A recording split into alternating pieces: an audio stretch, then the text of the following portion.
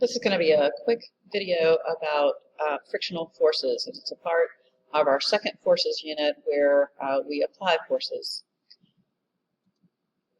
During this lecture, we will talk about what friction is, why it happens, the two types of frictions, how they're different, how they're the same, what a coefficient of friction is, how do we calculate a force of friction, and what do typical problems involving friction look like.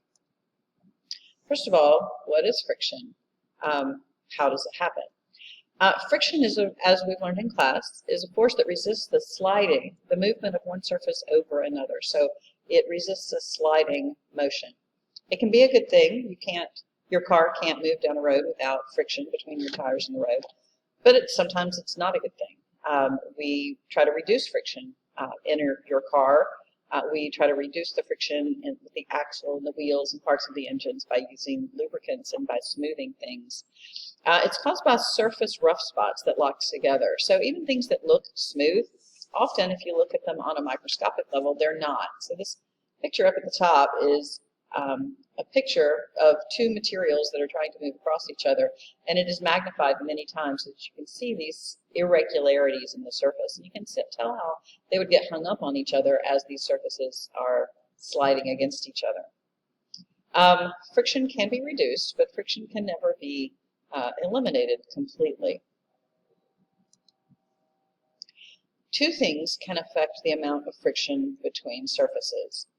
And these two things are, number one, the normal force. So when you're rubbing your hands together, generally in class, if I say, show me friction right now, everyone will start rubbing their hands together. And when I say, show me more friction, they rub them faster, but what they don't realize is that they're not just rubbing them faster, they're pressing them together with more force. And that pressing them together increases that normal force between their two hands. And it's that force between the surfaces that increases friction. If you were trying to push a box across a floor, and your funny friend came and sat down on the box, it would be harder to push the box because the weight of the friend would increase that normal force, increase the force between the two surfaces, which increases the force of friction. The second thing is what the surfaces are. What the surfaces. And that seems pretty simple. If my car is on ice, on a slippery, slidey, icy road, then there's not as much friction between the tires and the road as when it's on a dry road. Or when it's on a wet road, there's more friction than on a dry road. So what the surfaces are affects the amount of friction or the frictional force between two surfaces that are attempting to slide against each other. Sorry, there we go. So what are the two types of friction? The two types of friction are static friction and kinetic friction. Static friction opposes the beginning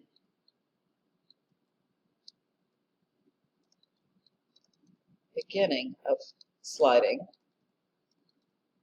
and kinetic friction opposes sliding. And how is that different? Well, here's our box again, and if this guy tries to push the box, it might be really hard for him to push the box at first. And he might push with a small force and then push a little harder and a little harder and a little harder, and the box won't move. Well, that friction that is opposing the beginning of the motion, the beginning of that sliding, is static friction.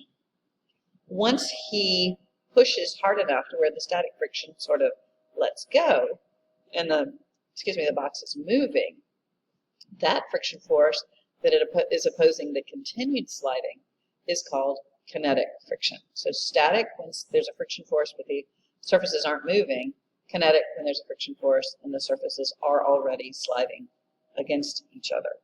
Static friction is always greater than kinetic friction. It's always harder to begin sliding two materials across each other than it is to keep them sliding once they're moving. I'm not sure why this slide change is taking so much time, but Okay. Friction is always measured for, I'm sorry, let me go back up to the title. What is this coefficient of friction being? Well, way back a couple of slides ago when we said there are two things that determines the frictional force between two things, the normal force and what the surfaces are. Well, what the surfaces are can actually be quantified in this number called the coefficient of friction. This coefficient of friction, and this should be the coefficient of friction, is always measured for pairs of surfaces. And a low coefficient of friction means that they slide easily over each other. A high coefficient means that they are stickier, they slide with more difficulty. So like we want our tires in our road to have a reasonably high coefficient of friction.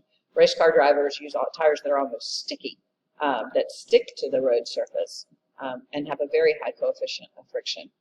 The symbol for coefficient is the Greek letter mu, and it looks like that. When I write it, it's kind of like a cursive U, but with a long tail at the beginning. Do not call it U. It is the Greek letter mu, and it is the coefficient of friction. Now, coefficients of friction can typically be found in tables. And you could look it up in any physics textbook. You could do a search online, and what you would see is one column for what the materials are. So rubber tires on concrete, rubber tires on wet concrete, wood sliding on wood. It would have a pair of materials, and it would have two numbers. It would have a coefficient of static friction, and it would have a coefficient of kinetic friction. As I said, static friction forces are always greater for the same two materials than the kinetic friction force, and the coefficient of static friction is always greater than the coefficient of kinetic friction. These coefficients of frictions are usually very small numbers, less than 1. Not very, very small numbers, but like 0.2, 0.6, 0.8, numbers like that is what we typically see. So how do we calculate the force of friction? Well, when we talk about static friction force, first of all, we need to establish that if this guy goes up and starts to push on this box, he's going to start with a low force, and the box isn't going to move. So if we draw a free body diagram for that, we've got the weight, gravitational force, the normal force. We have the force that he is pushing with, and the frictional force is going to be equal and opposite. I'm going to label that static friction force because it's not accelerating. So if we were to do a graph of his pushing force versus the frictional force, at first he's not pushing, he just walks up and puts his hands on the box, and then he pushes, so that's a zero force, and then he pushes a little stronger, a little stronger, a little stronger, a little stronger. And the static friction force, because it's in equilibrium, is going to be equal and opposite to the pushing force, up until some maximum point where the frictional force just isn't strong enough to meet that pushing force. So the static friction force can go from 0 up to some maximum value. When it reaches that maximum value, it begins to move. And at the point where it begins to move, the static friction force is equal to the coefficient of static friction times the normal force. So it doesn't equal that all the time. It's less than or equal to that because it can start at 0 and go up to this maximum value right here where it begins to move. But that highest force that you can push it before it moves, at that point, the static friction force is equal to the coefficient of friction times the normal force. If you graphed it from then you would see that the, actually I'm going to change my graph and have that be like, one eraser. Oh, this program is working really slowly. Cool. Now we got the gray screen where it's not working at all. Okay, so after it, there we go.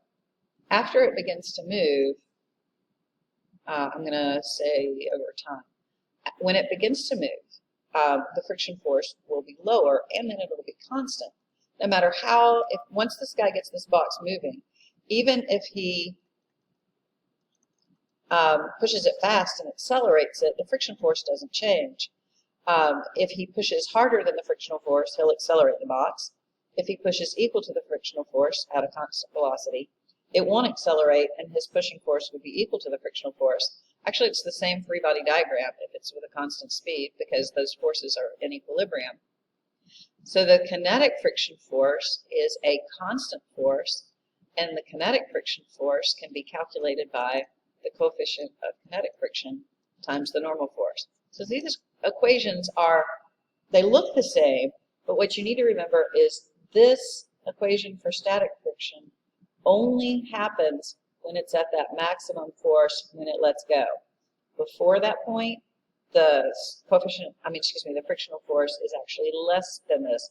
It goes from 0 up to a maximum of static friction, coefficient of friction times the normal force. Okay? So the general equation looks the same. Frictional force equals coefficient of friction times the normal force. If it's kinetic friction, you use the coefficient of kinetic friction. If it's static friction, you use the coefficient of static friction. And you only use the static friction equation, the equality with an equal sign in there, at the point where it lets go, that maximum force that you can use before motion starts. Again, okay. Typical problems, you push a 25 kilogram box across the floor with a constant speed, coefficient of friction is 0.2, what pushing force is required? Free body diagram. We have the gravitational force and the normal force. You are pushing it with an applied force, and it's with a constant speed. The frictional force is equal and opposite, and you are pushing it across the floor. That is the kinetic friction force. So Newton's second law says the sum of the forces equals ma. Horizontally, the forces would be that pushing force minus the frictional force, and that equals 0 because it's not accelerating, which tells us that that pushing force is equal to the frictional force.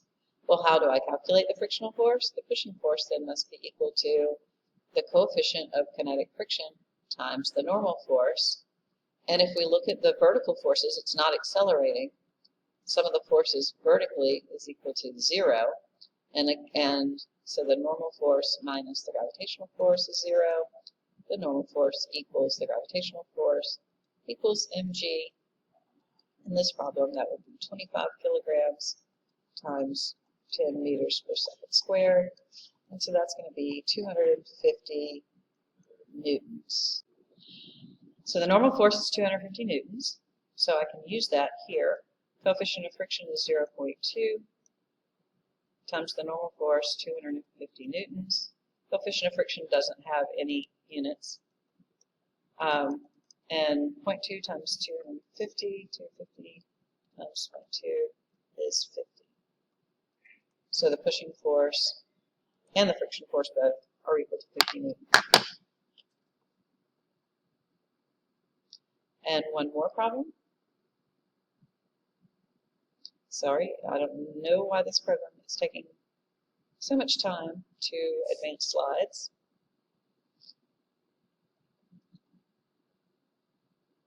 If the force in the previous example is doubled, what is the acceleration?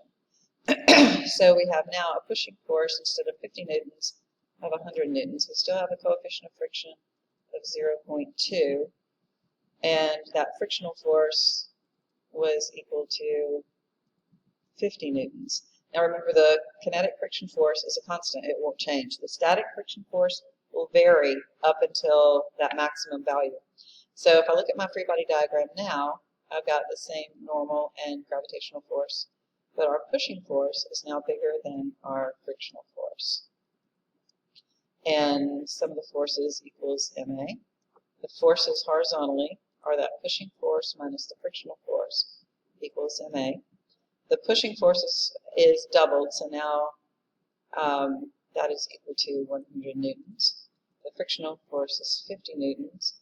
The mass was 25, I don't remember. Great, so now it's going to take a while to go back to that slide. I think the mass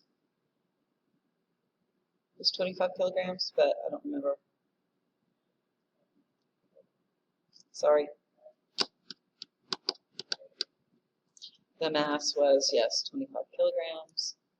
And now we'll move forward. And so 25, okay, I've got the blue circle of sit and wait again. 25 kilograms times whatever the acceleration is.